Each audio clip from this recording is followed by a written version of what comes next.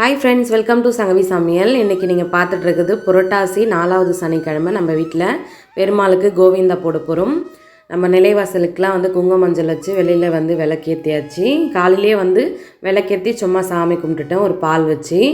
அதுக்கப்புறம் பார்த்திங்கன்னா நான் லன்ச்லாம் ப்ரிப்பேர் பண்ணிவிட்டேன், தலைகை சாப்பாடெலாம். அப்புறம் பெருமாளை சூப்பராக அலங்காரம் பண்ணியாச்சு. நம்ம வீட்டில் இந்த மாதிரி மரத்துலையே நமக்கு பெருமாள் இருக்கார்.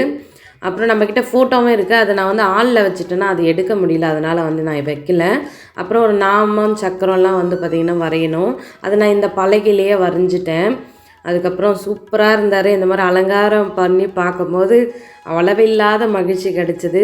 நம்மக்கிட்ட இருக்கிற விக்கிரகங்கள்லாம் எடுத்து வச்சுட்டு அதுக்கப்புறம் மெயினாக மாவிளக்கு கண்டிப்பாக போடணும். இதுதான் பூஜை பண்ணுன்றதெல்லாம் நான் உங்ககிட்ட சொல்லலை. நான் என்ன பண்ணியிருக்கனோ அதை தான் உங்ககிட்ட ஷேர் பண்ணிக்கிட்டேன். நம்ம வீட்டில் பெருமாள் படமும் இருக்குது, அவங்களுக்கும் துளசியெல்லாம் போட்டாச்சு.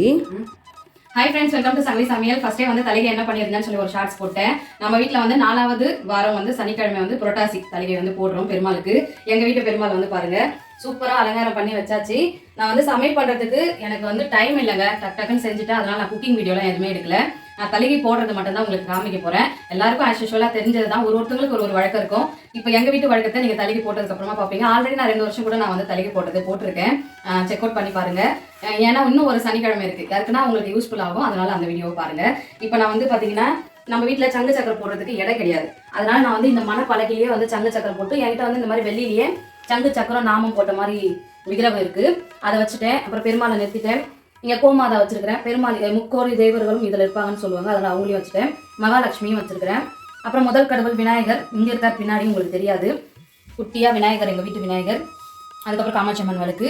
இது பார்த்தீங்கன்னா அப்போல்லாம் நிறைய பேர் குழந்தைங்கள்லாம் நாம போட்டு எல்லார் வீட்டுக்கு போய் அரிசி வாங்கிட்டு வந்து தான் செய்வாங்க. இப்போ யாரும் அரிசி வாங்கிறதுக்கெல்லாம் போகிறதில்ல பசங்க. அதனால் நம்ம வீட்டு அரிசியை இதில் போட்டு வச்சுருக்கோம். அதுக்கு அடுத்தது மாவிளக்கு ரொம்ப சிறப்பு. வெங்கடேஷ் பெருமாளுக்கு பார்த்தீங்கன்னா ஏழுமலையானுக்கு இந்த ஒன்றும் ஒரு பச்சரிசி சாதமும் தயிர் வெல்லம் வாழைப்பழம் வச்சாலே தலைகை முடிஞ்சிச்சு. இருந்தாலும் என்னால் முடிஞ்சது நான் ரொம்ப சிறப்பாக பண்ணியிருக்கேன். இப்போ வாங்க நம்ம தலைகை போட்டுடலாம்.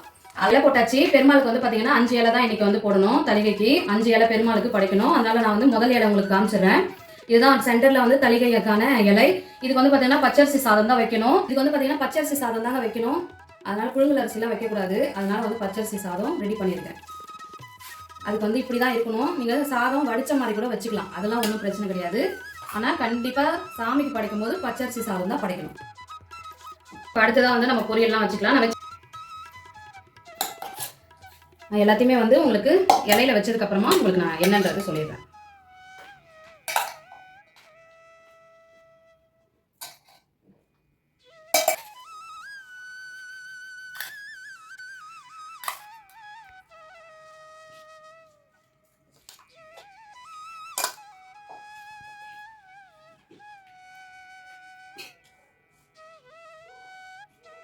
இப்போ பொரியல்லாம் வச்சாச்சுங்க. இப்போ நம்ம பருப்பு போட்டுக்கலாம். எங்களுக்கு பருப்பு போடுறது வழக்கம், கெட்டி பருப்பு இந்த மாதிரி போடணும். அடுத்தது கொஞ்சமாக நெய் ஊற்றிக்கலாம். அடுத்தது சாம்பார் போட்டுக்கலாம். அப்புறம் தயிர் போட்டுக்கலாம். இது எங்களுடைய வழக்கம், அதுதான் உங்ககிட்ட நான் ஷேர் பண்ணிக்கிறேன். இப்போ தயிர் போட்டாச்சு. அதுக்கப்புறம் பார்த்தீங்கன்னா ஒரு சின்னோண்டு துண்டு வெல்லம். எங்களுக்கு இந்த மாதிரி தான் வழக்கம் தலைகை போடுறது. அடுத்தது பார்த்தீங்கன்னா எங்களுக்கு வாழைப்பழம் இந்த மாதிரி வைக்கிற பழக்கம் உண்டு, அதனால் இப்படி வச்சுக்கலாம்.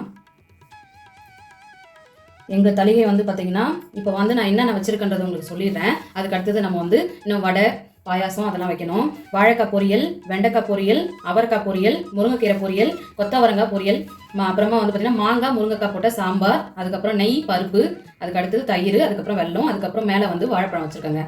இது எங்கள் வீட்டு வழக்கம், அதனால் நாங்கள் இப்படி தான் தலைகை போடுவோம். அடுத்ததான் நம்ம பார்த்தீங்கன்னா வடை பாயாசம் வச்சுக்கலாம். பால் பாயாசம், அப்புறம் வடை வச்சுக்கலாம்.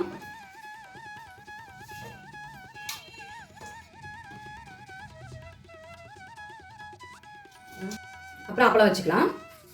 அவ்வளோதான். சென்டர் இலைக்கு தலைகை போட்டாச்சு. இப்போ மற்ற இலையெல்லாம் போட்டுடலாம். ஃப்ரெண்ட்ஸ், இப்போ எல்லா இலையும் நம்ம தலைகை போட்டாச்சு. இப்போ நம்ம தீப ஆராதனை எல்லாம் காமிச்சிடலாம். இப்போ பார்த்தீங்கன்னா 5 இலைக்கு எல்லா சாப்பாடெலாம் போட்டு நிறைவாக வச்சாச்சு. இப்போ வாங்க நம்ம பெருமாளை சேவிச்சுக்கலாம். நம்ம 7 மலையை குறிக்கிற மாதிரி 7 கற்பூரம் வெளியிலிருந்து வச்சு 7 கற்பூரத்தை வச்சு பார்த்தீங்கன்னா கோவிந்தா கோவிந்தான்னு கோஷம் விட்டு நம்ம பெருமாளை அழைக்கணும். இப்போ வாங்க நம்ம அழைச்சிடுவோம்.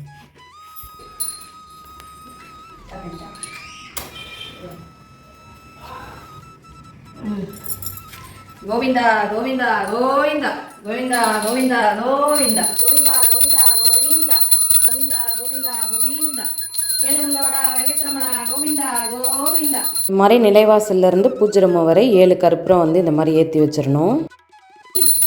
ஏழுமலையோட வெங்கட்ரமணா கோவிந்தா கோவிந்தா ஏழுமலையோட வெங்கட்ரமணா கோவிந்தா கோவிந்தா கோவிந்தா கோவிந்தா கோவிந்தா.